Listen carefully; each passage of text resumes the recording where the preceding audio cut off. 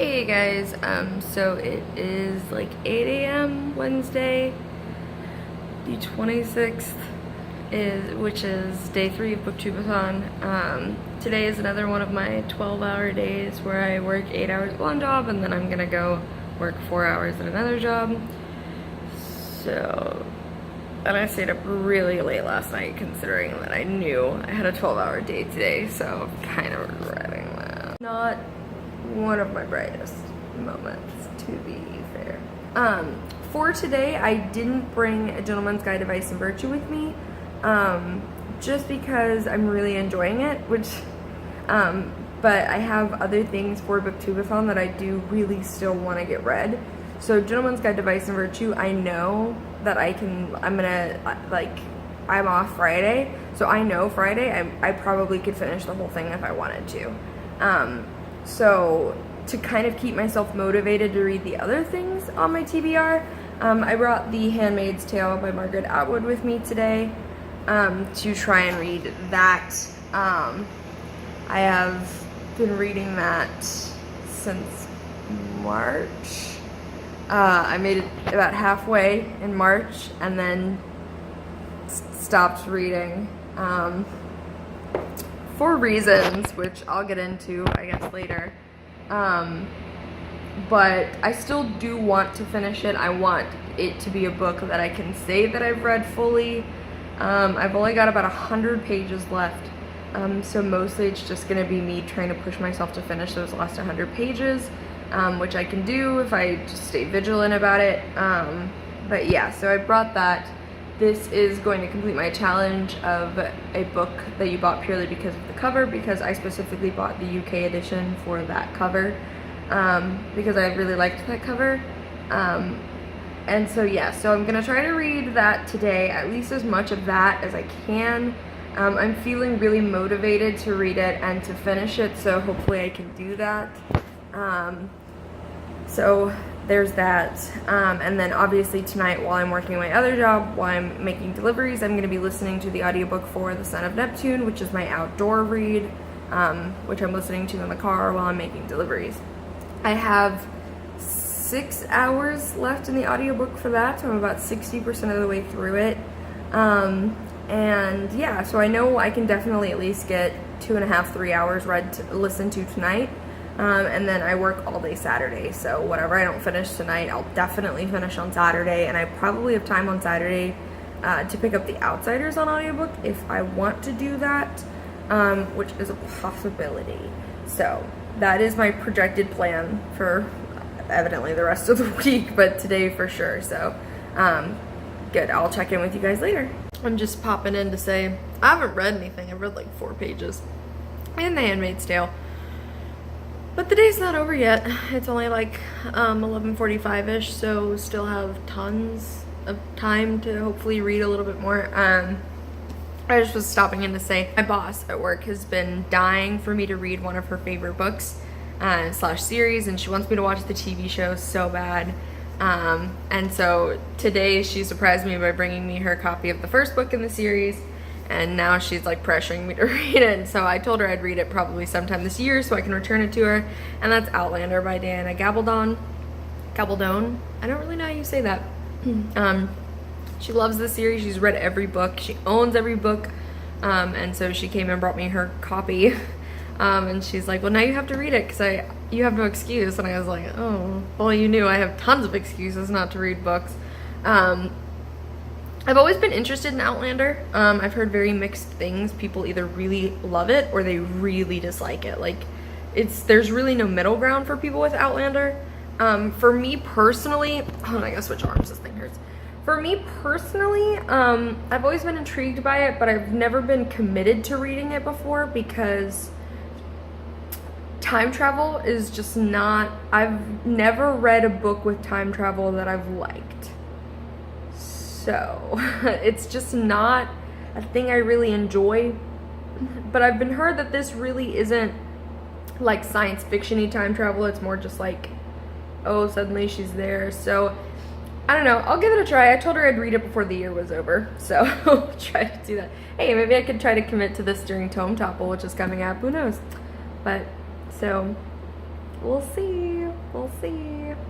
I've got Outlander now. Came to get yummy Mexican food with my brother. He doesn't approve of my vlogging, but we're gonna have yummy Mexican food anyway. How was your food? Good. I don't know if you can tell, but I am like drenched. I've pretty much spent the entire like second half of my day just drenched in water. So I love living here where it rains super hard all the time in the summer. So anyway, I'm super exhausted. I'm gonna go take a hot bath because I'm freezing, and I've got a headache. So this will be the last time I update you for today. I didn't really read anything today. I think I read like 4 pages in The Handmaid's Tale. Just kind of wasn't feeling it. But I think I'm gonna actually pick it up on audiobook. I think that's gonna be the best way for me to finish it. So I'm gonna do that. However, I did get another 2.5 hours listened to in The Son of Neptune by Rick Riordan. So I have like 4 hours left, I think. Definitely going to get that finished. That is gonna get completed during this readathon, like no questions asked. I still have like 16, 17 hours left this week just working in my other job, making deliveries. So I know I'll get that read, like no questions asked. I'm not worried about that. Tomorrow, I think I'm gonna bring The Outsiders with me, try to read The Outsiders tomorrow since I don't have to work tomorrow night. And then Friday, I'm off all day. So I think I'm gonna try to read The Gentleman's Guide to Vice and Virtue, see if I can finish that on Friday, kind of just power through it. So yeah, so that is kind of my projected plan for the rest of the week, for the rest of the readathon.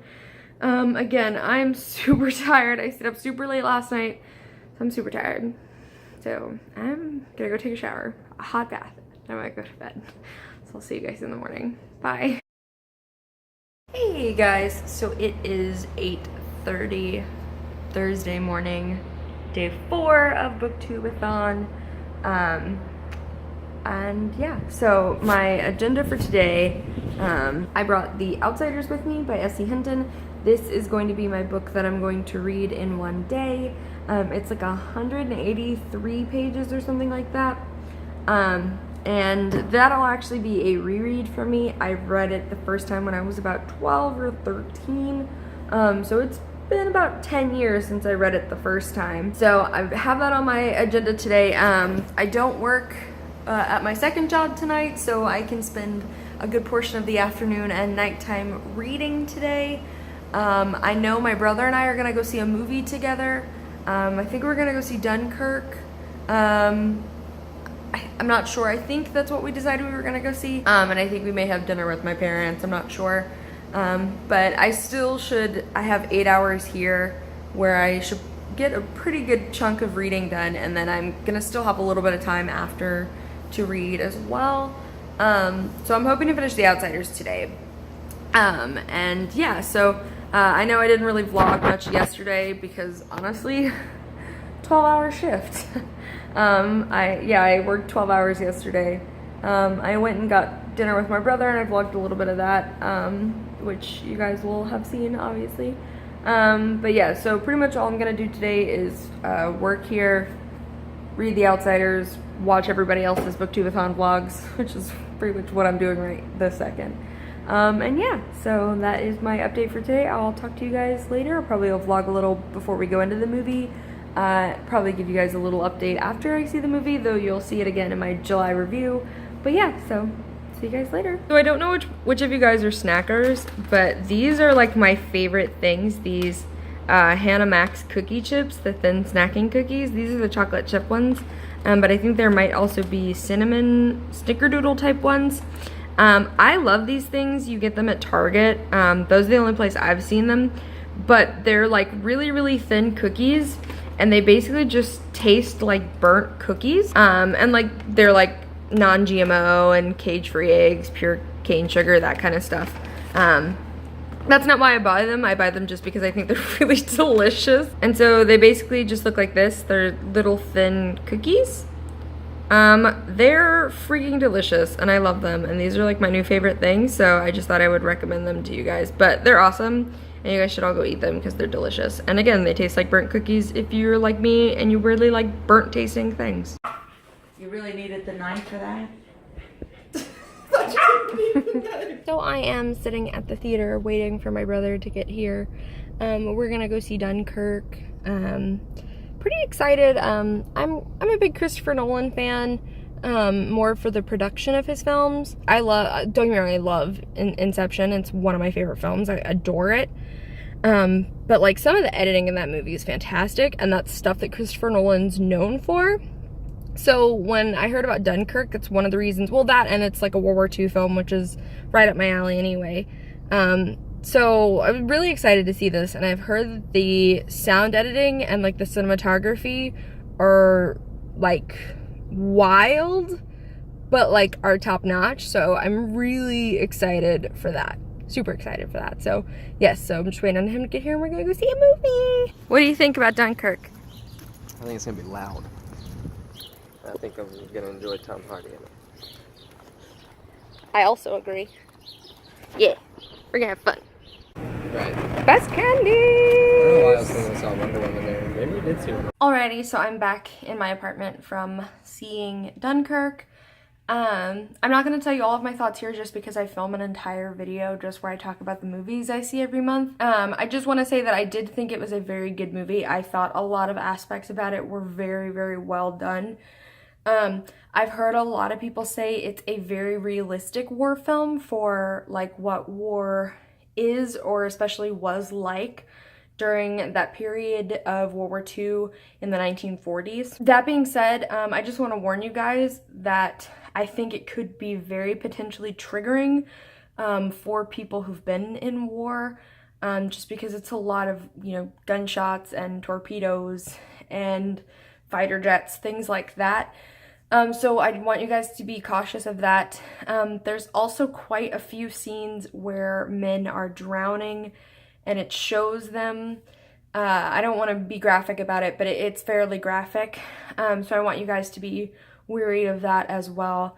They were hard for me to even watch, and I am not really bothered by much, but they were difficult for me to watch. So I want you guys to be wary of that. Those things aside, I do think it was a very good movie. Probably one of the better war films I've seen in a while. I thought it was very, very good. So yes, that is my short opinion on Dunkirk. I'll get into it more probably next week sometime when I film my July review. So it is about 9:30 Thursday night, so I have about 2.5 hours left until the end of the day, and I have 50 pages left in The Outsiders, so that is what I'm going to go do, is go finish The Outsiders so I can say I finished it in a day and complete that challenge. I'm going to go do that, and then I'm going to edit and upload the vlog from the last 2 days, so you guys can have that Friday when you see this. So yes, so I will talk to you guys later because I'll be vlogging for the next 3 days, and I'll probably have that video go up on Monday. Everybody have a good night. Bye.